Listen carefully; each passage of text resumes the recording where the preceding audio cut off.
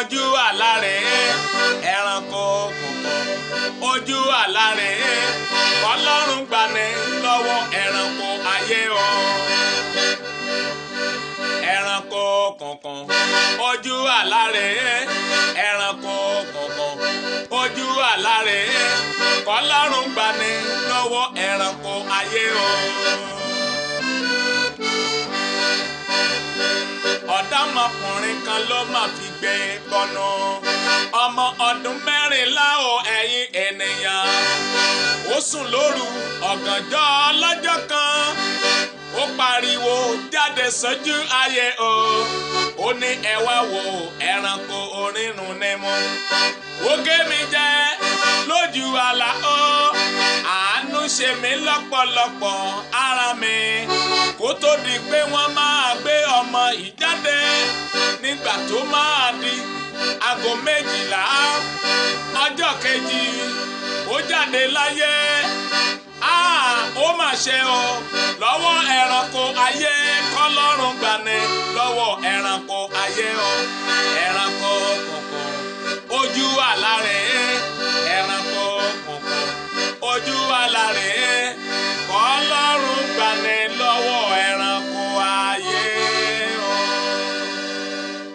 Ẹ jẹ́ kí a gbàdúrà. Ọlọ́run gbogbo àgbáńlá ayé agbẹ́ngà torí pé ẹ̀yin ni Ọlọ́run. Ògo ńlá ni forúkọ rẹ o. Fún gbogbo àwọn kan tó ń wò mí lọ́wọ́lọ́wọ́ mo gbàdúrà ẹranko ayé ò ní gé yín jẹ lákòókò yìí. Ọ̀rọ̀ yìí kó tú ayé sílẹ̀ lórúkọ Jésù Olúwa wa. Orúkọ tèmi ni wòlíì àti ajínrere Ṣẹ́gun Ọlátúnbọ̀sún tí ẹ mọ̀ sí Bàbá Àlágọ̀.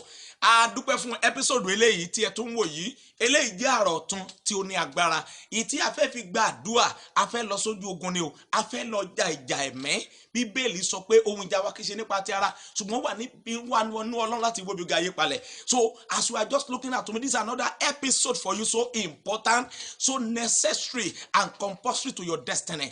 I am here to pray with you to make to pray a prayer point, a welfare prayer point that against what is past you are passing through. God has revealed it to me. Don't miss this episode. As you are looking at me here, I want to pray with you together so that you will be delivered in the mighty name of Jesus. Come along with me with this special message titled Deliverance from the Night Evil Animals in the Night.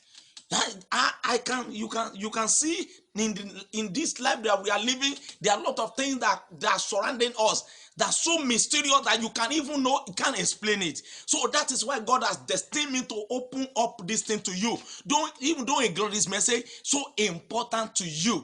Daddy, mommy, brother and sister, kí ni mo sọ ni pé ẹranko wo ni ayé fi ń yọ yín lẹ́nu. Ẹ bá mi lọ sínú ìwé Genesis chapter 41.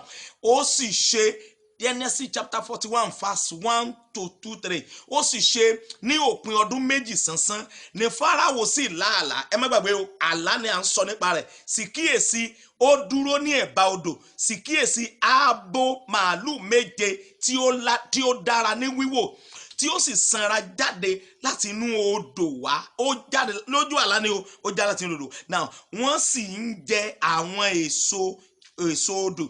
Now sì kíyèsí abo màálù méje mìíràn tí ó burú ní wíwò ó tún jáde láti inú odò.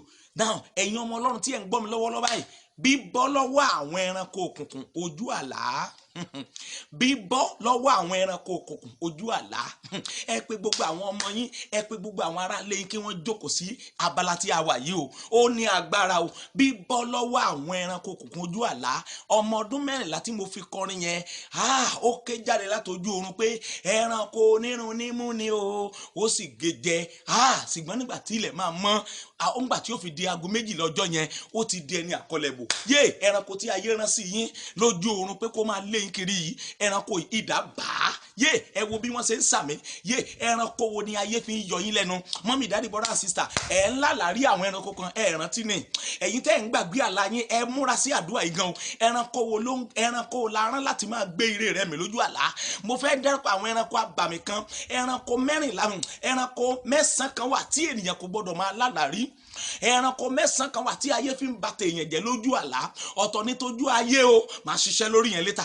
Ṣùgbọ́n ẹ wo àwọn ẹranko wọ̀nyí, àwọn èèyàn máa lálàá lálàrí àwọn ẹranko wọ̀nyí ní ojú àlá wọn wọn sì ní ṣiṣẹ́ lé lórí. Àwọn ẹranko wọ̀nyí ní ènìyàn abàmì, àwọn ọ̀dájú ènìyàn. Nígbàgbà tó bá ti lálàrí ẹranko lójú oorun, anytime you see animals in the dream, they are the wicked people of your family.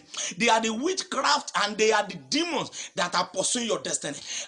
Please don't joke with this prayer point. Don't joke with this episode. You normally see animals in your dream and you are not working about it. You are wasting your destiny.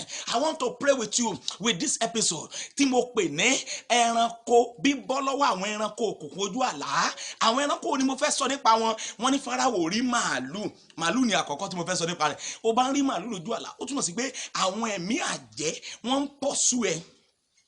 Àwọn ẹ̀mí òkùnkùn ìdílé yín wọ́n ń pursue ẹ, wọ́n ń lé ẹ̀dá rẹ, wọ́n ń lé ṣẹ̀dá rẹ. Ó ka Psalm 91, ó ka Psalm 104, ó dẹ̀ fi Psalm 16 sẹ́gbẹ̀ẹ́ rẹ̀, ó fi gba àdúrà àti àwẹ̀ lọ́jọ́ mẹ́ta. Olúwa ta ni alágbára òkùnkùn tó ń di màálù yìí? Bọ́ ọmọbìnrin kan tó bá ti lálàá lójú oorun báyìí, a rí màálù máa fi wo kan oyún inú ẹ̀ ká, ó dẹ̀ oyún yẹn dẹ̀ máa wálẹ̀.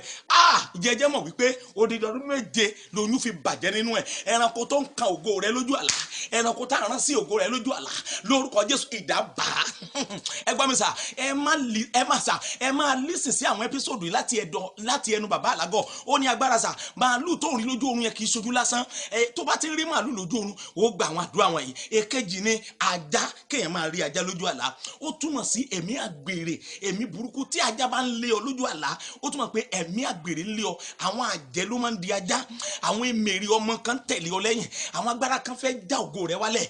Ẹni tó ń di ajá lójú àlá, ẹ̀sà iṣẹ́ burúkú ni wọ́n ṣe. Bóyá ajá ń fara nù ẹ́ tàbí ajá yóò ń lé ọ lójú àlá. Ẹ gbọ́ mi sà, lórúkọ Jésù idà bẹ́ orí ẹ̀ dànù.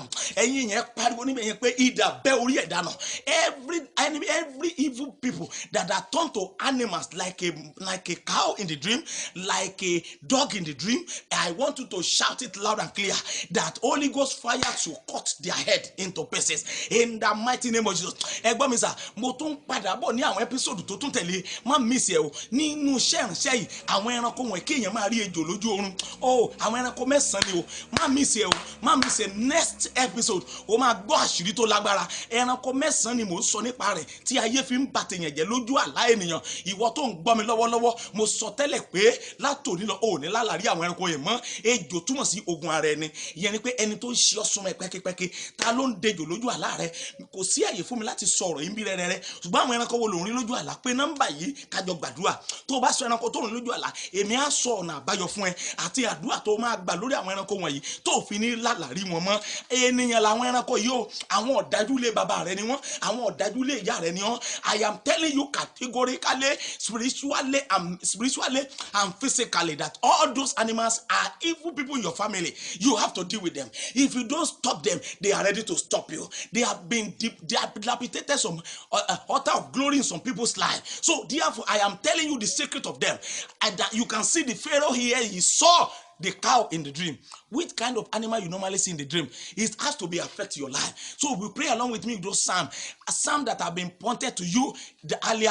You pray about it. Psalm 91, Psalm 104, Psalm 16. You pray and you see that everything will clear in the mighty name of Jesus. So I'm going to suffer what to gbọ́ mi lọ́wọ́lọ́wọ́. Ẹranko tó ń rí stop wọn pẹ̀lú àdúrà wọ̀nyí. Pé nọ́mbà kíákíá kó jẹ́ ká jọ sọ lórí àwọn ẹranko tí wọ́n rí. 080 33728791. Ẹ̀tún kọ 08033728791.